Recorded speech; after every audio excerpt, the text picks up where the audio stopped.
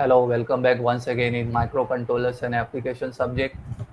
In the last lecture, we have completed till the Boolean group of instructions. So we have seen all the Boolean related instructions such as set bit, clear. So all the instructions which are related with Boolean group of instruction we have completed in our last lecture. Clear, set bit, CPL, complement bit, and logic bit, all logic bit, move, jump if carry bit, jump if not carry, jump if bit, jump if not bit, jump if bit and clear the bit after jump. So all this instruction of Boolean operation we have seen in our last lecture.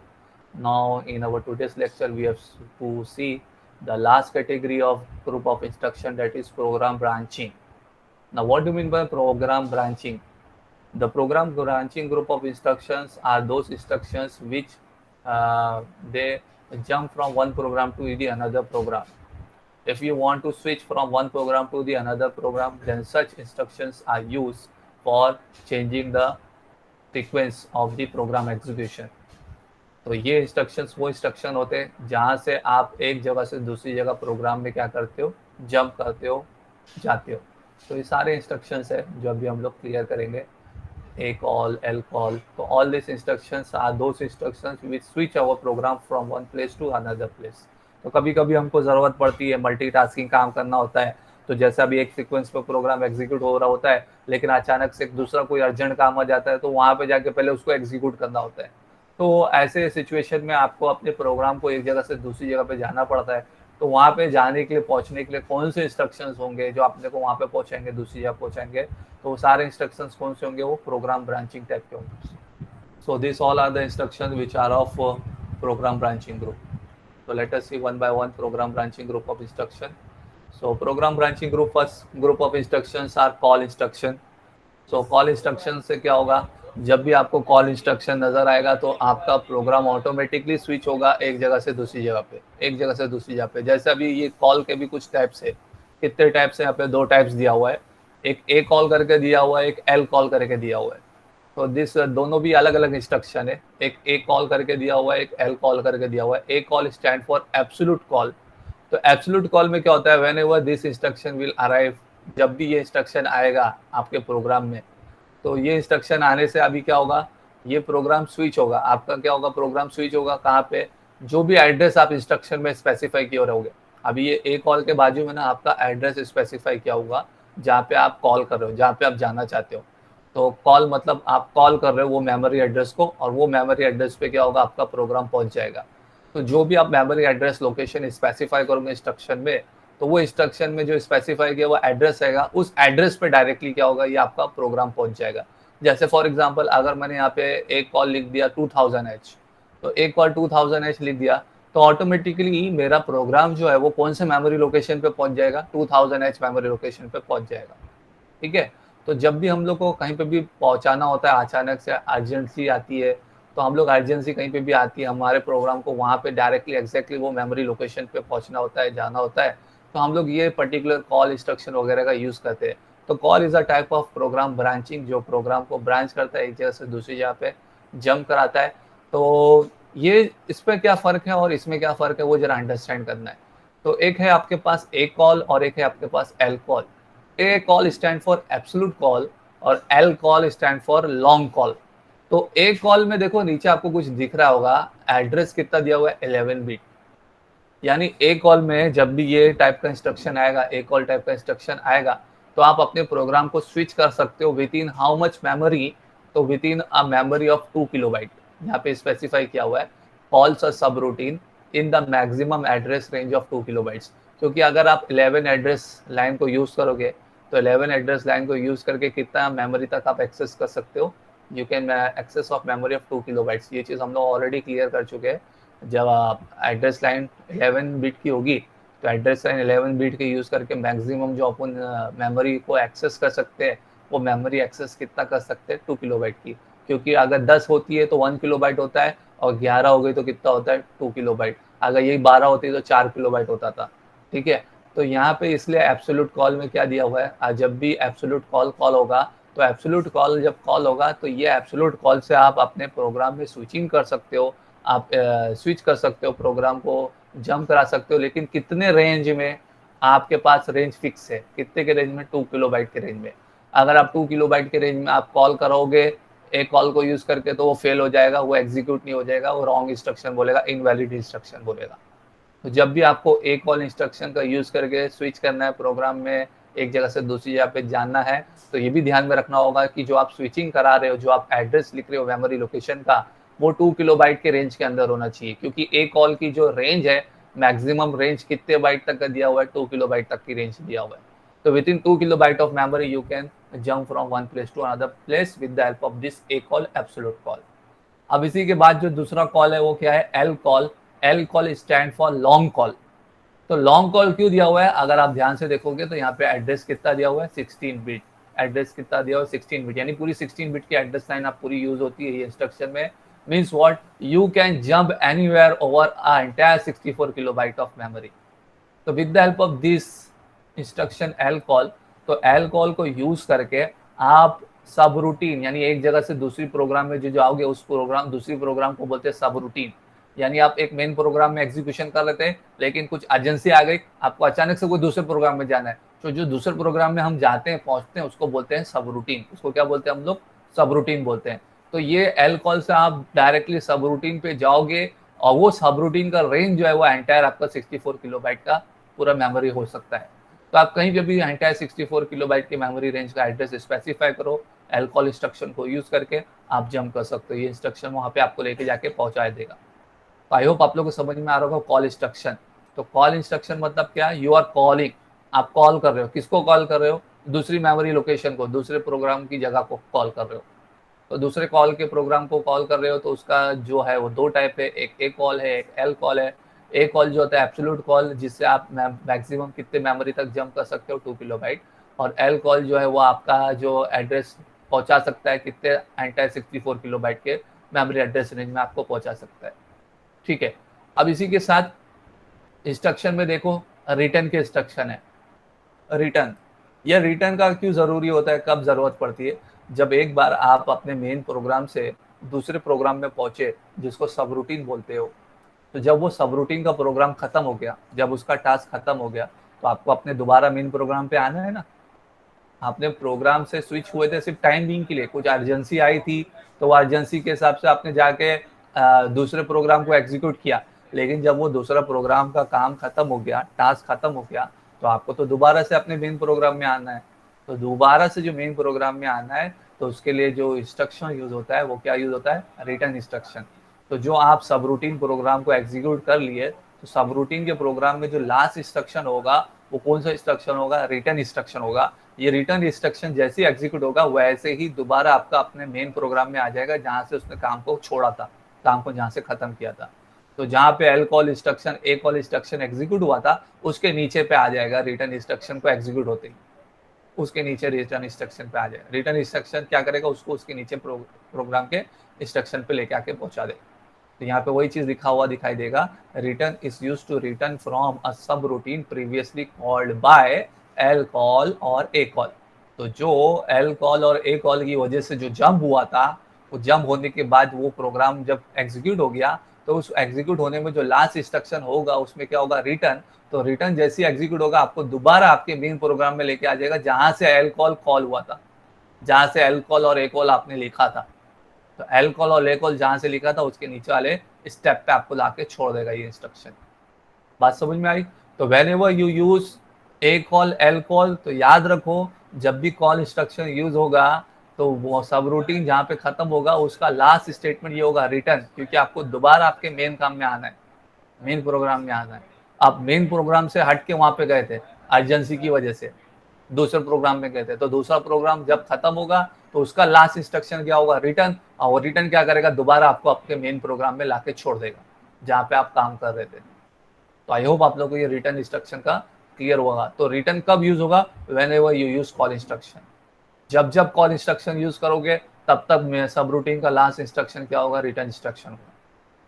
अब return में एक और return है जिसका नाम है return I. Return I, what do you mean by return I. ये return और रिटर्न आई में फर्क है। ये नॉर्मल रिटर्न इंस्ट्रक्शन है जो नॉर्मल सब रूटीन से रिटर्न होता है, और ये जो रिटर्न आई है, ये स्पेशली उन सब रूटीन से रिटर्न होता है जो सब रूटीन आपकी इंटरप्ट से कॉल हुई हो।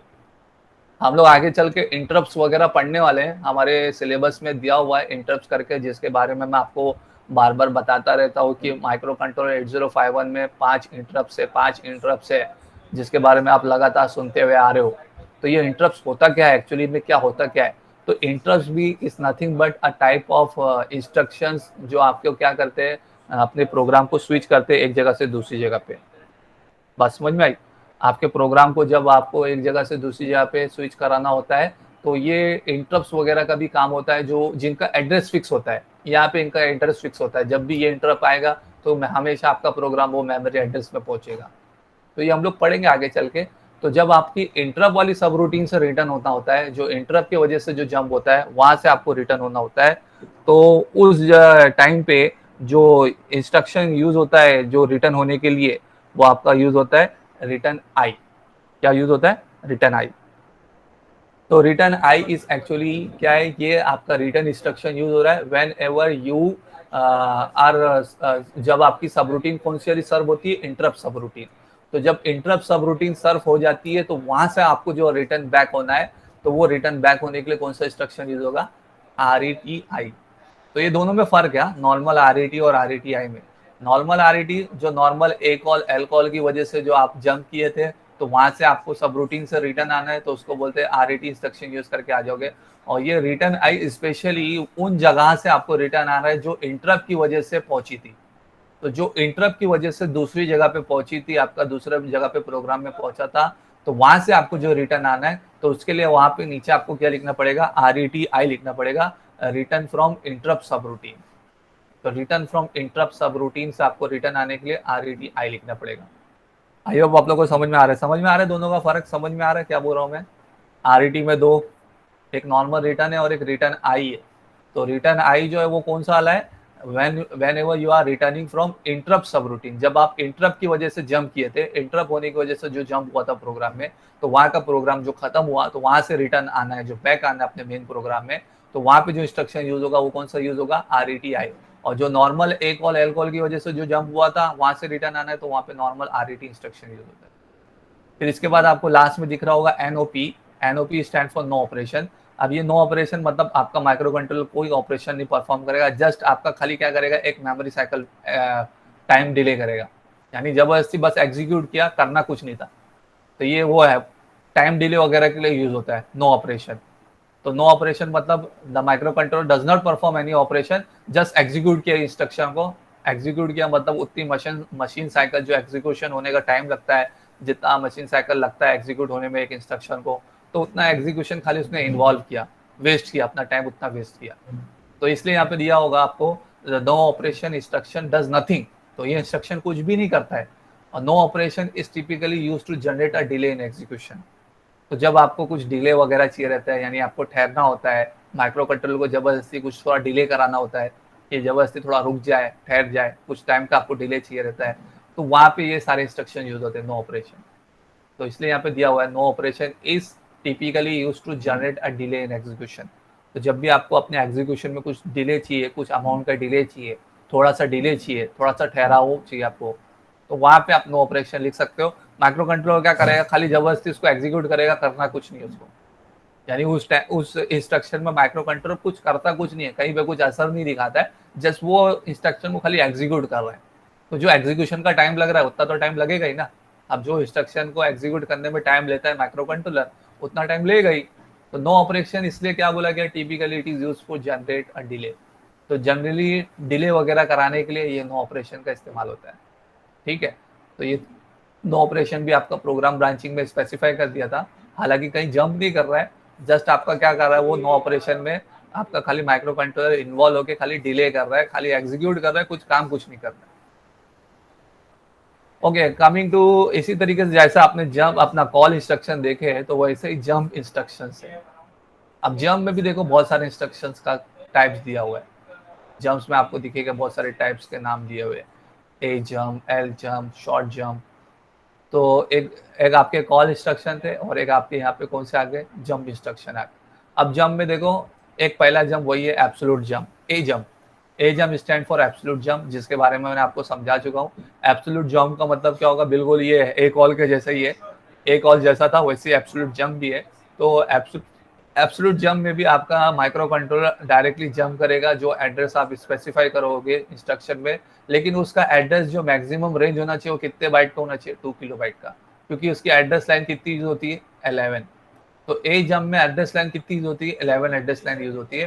तो 11 एड्रेस लाइन यूज करके आप कितना मैक्सिमम मेमोरी तक रेंज कवर कर सकते हो, 2 किलोबाइट का मेमोरी रेंज कवर कर सकते हो। तो with the help of absolute jump you can jump anywhere in the memory within the range of 2 kilobyte. तो बिल्कुल ए कॉल के जैसा है, it is similar to A call. उसी तरीके से एल जंप, तो एल जंप आपका बिल्कुल सिमिलर है किसके जैसा, एल कॉल के जैसा।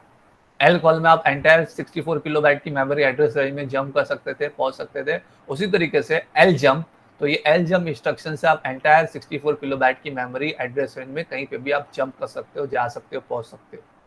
So with the help of this instruction LJMP, you can jump anywhere in the entire 64 kilobyte address memory range which is specified in your location. तो जो आप इतने इंस्ट्रक्शन में मेमोरी एड्रेस लोकेशन दोगे उस location पे ये वहाँ पे पहुँचा देगा आपको, और वो एड्रेस रेंज 64 किलोबाइट्स का कहीं पे भी हो सकता है। आई होप आप लोगों को समझ में आया होगा। अब इसमें एक नई चीज़ है, आपने ए कॉल एल कॉल देखे थे, लेकिन जंप में एक और टाइप का जंप दिखेगा आपको, एस जंप। तो ये एस जंप स्टैंड फॉर लिखा हुआ है शॉर्ट जंप। ना इसमें क्या होता है शॉर्ट जंप में, आप यहाँ पे देखो आपको कोई इसने एड्रेस बिट नहीं दिया हुआ है, कोई इसने एड्रेस बिट नहीं दिया, जैसे एड्रेस 11 बिट यूज होता है, एड्रेस 16 बिट यूज होता है। तो इस शॉर्ट जंप में कोई एड्रेस नहीं दिया हुआ, लेकिन यहाँ पे स्पेसिफाई किया हुआ रिलेटिव एड्रेस। ना रिलेटिव एड्रेस का मतलब क्या होता है कि इसमें एड्रेस रेंज फिक्स है। कितना फिक्स है कि जब भी ये इंस्ट्रक्शन आएगा ना, शॉर्ट जंप इंस्ट्रक्शन आएगा, तो ये शॉर्ट जंप इंस्ट्रक्शन आने से आप जो एड्रेस स्पेसिफाई करोगे उसकी एक रेंज यहाँ पे फिक्स की हुई है कि आप with in that much range only आप यहाँ ये इंस्ट्रक्शन से जंप करा सकते हो। तो with the help of this short jump आपके पास फिक्स दिया हुआ है -128 बाइट टू +127 बाइट, यानी ऊपर की तरफ कितना 128 बाइट, नीचे की तरफ कितना 127 बाइट। समझे, टोटल 256 बाइट है, लेकिन 256 बाइट में भी ऊपर और नीचे का एड्रेस बता दिया गया है कि इतने बाइट के अंदर ही होना चाहिए। यानी शॉर्ट जंप इंस्ट्रक्शन से जो आपका एड्रेस होना चाहिए जंप करने का, वो -128 बाइट ऊपर की तरफ होना चाहिए और +127 बाइट नीचे की तरफ होना चाहिए। इसके लिए इसको बोला गया रिलेटिव एड्रेस। तो within that much range only you are able to jump with the help of this short jump instruction, इसलिए इसको शॉर्ट जंप बोलते हैं। इसका एड्रेस रेंज सबसे कम है जो जंप करने का है, और इसका एड्रेस रेंज भी ऐसा है कि ऊपर नीचे इक्वली डिवाइड किया हुआ है। ऐसा नहीं कि आप ऊपर पूरा 2 किलोबाइट कर लो, या जैसे 64 किलोबाइट में आप कहीं पे भी चले जाओ, इस 2 किलोबाइट में चाहे आप पूरा ऊपर की तरफ 2 किलोबाइट कवर करो, चाहे नीचे की तरफ 2 किलोबाइट कवर करो, ऐसा नहीं है। शॉर्ट जंप में ऐसा दिया हुआ है कि -128 byte upper side and +127 byte lower side. तो this much range is fix. तो जब भी आप शॉर्ट जंप इंस्ट्रक्शन यूज करोगे तो उसमें ये चीज़ का ध्यान रखना चाहिए कि जो आप मेमोरी एड्रेस लोकेशन स्पेसिफाई कर रहे हो क्या वो ये कंडीशन को सेटिस्फाई करता है, ऊपर की तरफ से -128, नीचे की तरफ से +127 बाइट। तो -128 byte to +127 byte only this much range is given for jumping with the help of short jump instruction. तो शॉर्ट जंप इंस्ट्रक्शन से हम लोग सिर्फ इतने ही एड्रेस रेंज में हम लोग जंप करा सकते हैं, और यही रेंज में आपको जंप कराना है, यही चीज़ का ध्यान रखना है आपको। तो आई होप आप तीनों को फर्क समझ में आया होगा। ये कंपैरिजन कभी कभी पूछ लेता है, compare between short jump, long jump and absolute jump. तो ये चीज़ आपको बताना बहुत ज़रूरी है कि शॉर्ट जंप से जो एड्रेस रेंज कवर होता है it is -128 byte to +127 byte. Long jump से जो कवर होता है वो एंटायर 64 किलोबाइट ऑफ मेमोरी, और यहाँ पे जो आपका एब्सोल्यूट जंप से जो एड्रेस रेंज कवर होता है it is up to 2 kilobyte of memory. तो ये तीनों का इस तरीके से कंपैरिजन कभी कभी पूछता है, तो आपको स्पेसिफाई करना होता है। तो ये सब अनकंडीशनल जंप है, यानी कोई कंडीशन वाली जंप नहीं है, डायरेक्टली इंस्ट्रक्शन आ गया तो जंप करेगा, कोई कंडीशन वंडीशन नहीं है इसके अंदर। डायरेक्टली आपने सिर्फ लिख दिए तो ये इंस्ट्रक्शन आते ही सीधा जंप करेगा। इसी तरीके से ये तो इंस्ट्रक्शन हम लोग पहले ही पढ़ चुके हैं, जंप @a+dptr, ये आप इंडेक्स एड्रेसिंग में पढ़े थे। तो इंडेक्स एड्रेसिंग में एक्चुअली हम लोग ने मूव सी करके पढ़े थे, वो मूव सी था, यहाँ पे सीधा सिर्फ जंप लिख दिया है। तो ये इंस्ट्रक्शन जंप करेगा कब, कहाँ से जंप करेगा, जब आपका एड्रेस जो कैलकुलेट होगा वो कैसे कैलकुलेट होगा, डीपीटीआर में जो है, एक्यूमुलेटर में जो है, वो दोनों का कंटेंट ऐड होगा, और ऐड होके जो मेमोरी लोकेशन बनेगा उसको पॉइंट करेगा, वहाँ पे पहुंचेगा। तो इसका जो एड्रेस है ना वो रिलेटिवली कैलकुलेट हो रहा है। किस तरीके से कैलकुलेट हो रहा है, एक्यूमुलेटर का कंटेंट, डीपीटीआर का कंटेंट दोनों ऐड होके जो फाइनल कंटेंट बनेगा उस मेमोरी के कंटेंट पे आपका ये इंस्ट्रक्शन पहुंचा देगा, आपको उस मेमोरी कंटेंट पे आपको पहुंचा देगा। ठीक है, तो ये वो चीज हम लोग ने जो पहले भी पढ़ चुके थे रिलेटिव। तो ये जंप इंस्ट्रक्शन है जो डायरेक्टली जंप करेगा, लेकिन उसका जो एड्रेस है वो कैसा कैलकुलेट हो रहा है, वो यहाँ से कैलकुलेट हो रहा है एक्यूमुलेटर और डीपीटीआर के कंटेंट को ऐड करके जो बन रहा है, सम होके जो बन रहा है उस मेमोरी कंटेंट पे पहुंचेगा आपका। इसी तरीके से जेजेड, तो जेजेड स्टैंड फॉर क्या है, jump if zero. Jump if zero, jump करेगा, ये कंडीशनल वाला आ गया, ये कंडीशन आ गया, यानी जंप करना चाहिए, कब जंप करना चाहिए, जब जीरो, क्या जीरो, एक्यूमुलेटर। तो एक्यूमुलेटर जब जीरो होगा तभी ये जंप करेगा, अदरवाइज जंप नहीं करेगा। तो jump if zero if accumulator content is zero, अगर एक्यूमुलेटर का कंटेंट जीरो है तो इंस्ट्रक्शन जंप करेगा। कहाँ पे जंप करेगा, जो एड्रेस आपने इंस्ट्रक्शन में दिए हुए, जो रिलेटिव एड्रेस आपने दिए हुए। ठीक है, तो जो रिलेटिव एड्रेस आपने दिए वहां पे जंप कब करेगा, जब एक्यूमुलेटर का कंटेंट जीरो होगा, अदरवाइज जंप नहीं करेगा, आगे जाएगा, आगे इंस्ट्रक्शन को एग्जीक्यूट करेगा। इसी तरीके से लास्ट इंस्ट्रक्शन इसमें क्या है, जंप इफ नॉट जीरो, यानी ये इंस्ट्रक्शन क्या करेगा, जंप करेगा कब, जब एक्यूमुलेटर का कंटेंट जीरो नहीं होगा। एक्यूमुलेटर का कंटेंट जीरो नहीं है तो ही जंप करेगा, अगर एक्यूमुलेटर का कंटेंट जीरो है तो जंप नहीं करेगा, वो आगे जाएगा। ये उल्टा हो गया उसका, यहाँ पे जंप इफ जीरो, जीरो होने पे जंप कर रहा था, यहाँ पे जीरो नहीं होने पे जंप करेगा। तो ये सब हम लोग को प्रोग्राम में लगता है, ये सब ऐसा ऐसा कंडीशन चेक करके देखना पड़ता है हम लोग को। तो जंप इफ नॉट जीरो, तो ये कंडीशनल जंप है, यानी कुछ कंडीशन को चेक करके जंप करेगा।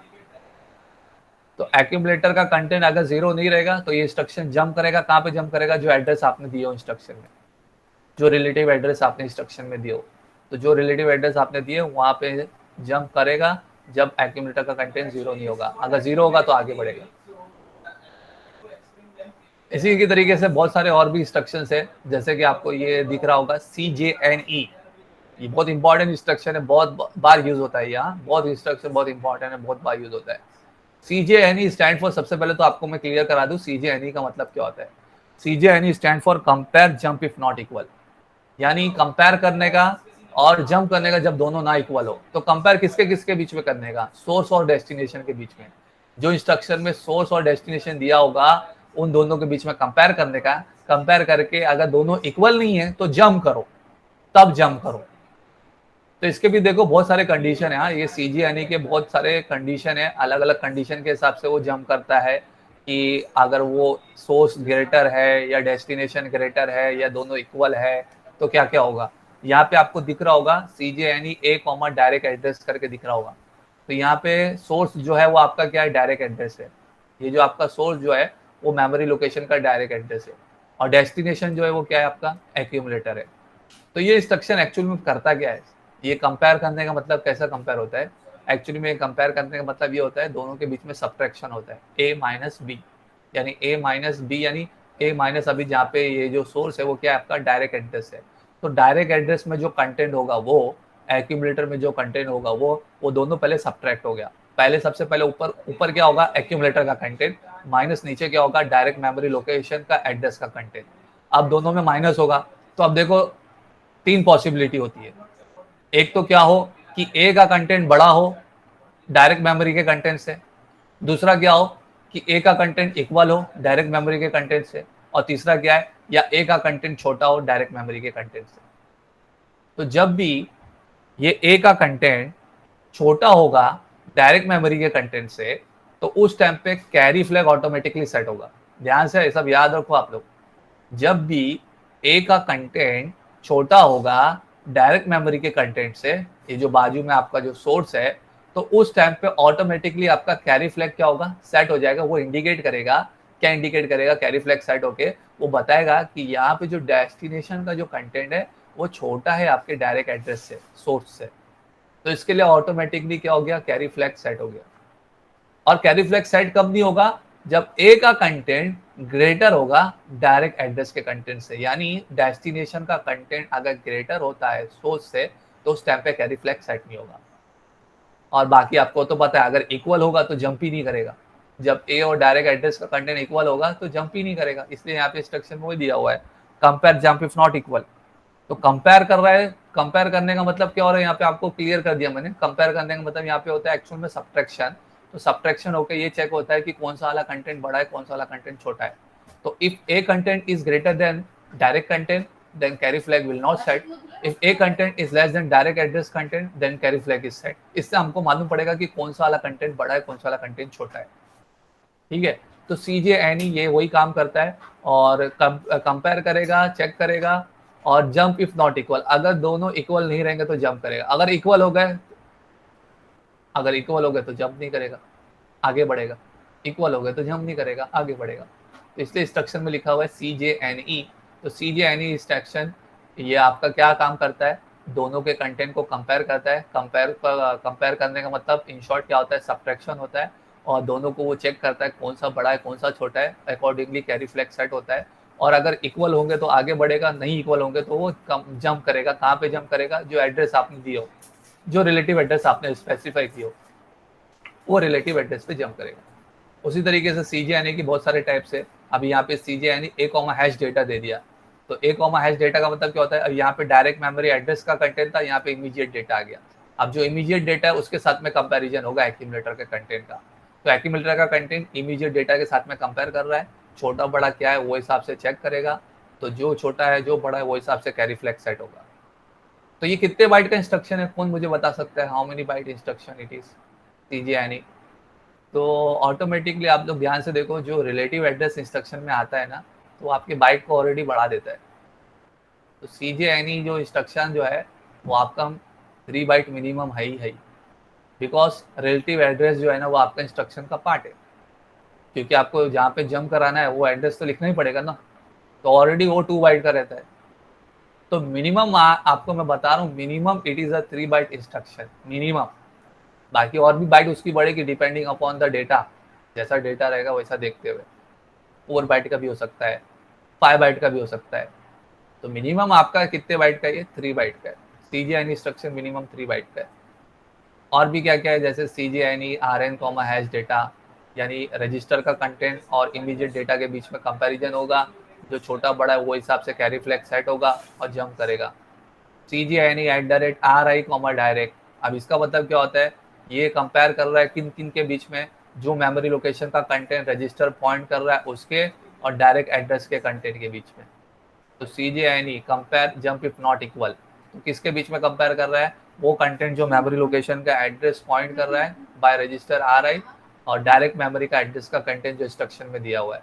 नहीं इक्वल है तो जंप करेगा, इक्वल है तो आगे बढ़ेगा। अच्छा, फिर लास्ट में इसमें आ जाता हूँ, प्लीज ये लास्ट इंस्ट्रक्शन है, मैं थोड़ा सा टाइम ले रहा हूँ, please hold on, next lecture भी आपका चालू हो रहा है, थोड़ा सा ये 1-2 इंस्ट्रक्शन कंप्लीट कर देता हूँ। DJNZ, तो DJNZ stand for decrement jump if not 0। अब ये इंस्ट्रक्शन क्या करता है, पहले तो आपका क्या करेगा, जो आपने कंटेंट इधर पे स्पेसिफाई किया, जो आपने रजिस्टर स्पेसिफाई किया, उस रजिस्टर के कंटेंट को 1 से डिक्रीमेंट करेगा। ये D स्टैंड फॉर क्या है, डिक्रीमेंट, जो हम लोग ने पढ़ चुके हैं, D स्टैंड फॉर डिक्रीमेंट। तो सबसे पहले जो आपने यहाँ पे इंस्ट्रक्शन में जो और भी चीज स्पेसिफाई की हो, जैसे कि यहाँ पे रजिस्टर स्पेसिफाई किया हुआ है, उस रजिस्टर को 1 से डिक्रीमेंट करेगा, और डिक्रीमेंट करने के बाद जंप इफ नॉट 0, जंप करेगा अगर वो नॉट 0 है। डिक्रीमेंट करने के बाद में अगर नॉट 0 है तो वो जंप करेगा, अगर 0 है तो जंप नहीं करेगा। तो ये इंस्ट्रक्शन का काम क्या है, DJNZ decrement jump if not 0। सबसे पहले तो जो एड्रेस, जो आपने चीज स्पेसिफाई की हो इंस्ट्रक्शन में, उसको डिक्रीमेंट करेगा, और अगर वो नॉन 0 है, 0 नहीं हुआ है, तो वो जंप करेगा कहाँ पे, जहाँ पे आपने एड्रेस स्पेसिफाई किया इंस्ट्रक्शन। तो in instruction you have address specified, वहाँ पे जंप करेगा। तो बहुत इंपॉर्टेंट इंस्ट्रक्शन होता है, ये भी बहुत इंपॉर्टेंट होता है, अपने प्रोग्रामिंग में बहुत इंपॉर्टेंट रोल प्ले करता है, डिक्रीमेंट जंप इफ नॉट 0। तो सबसे पहले तो जो आपने रजिस्टर स्पेसिफाई किया उसके कंटेंट को डिक्रीमेंट करेगा, साथ ही साथ में वो अगर 0 नहीं हुआ है तो जंप करेगा।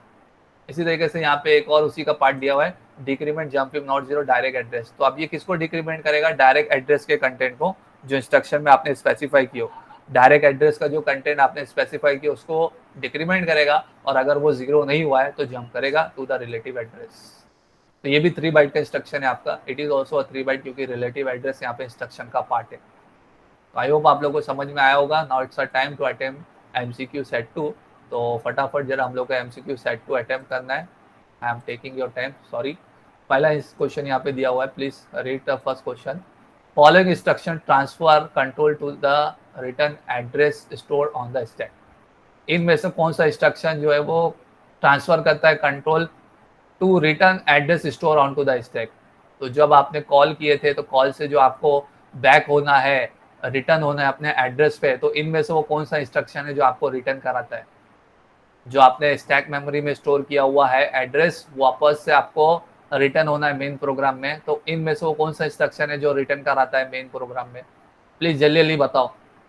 मेन प्रोग्राम में रिटर्न आने के लिए कौन सा वाला इंस्ट्रक्शन यूज होता है? Following instruction transfer control to the return address store on to the stack.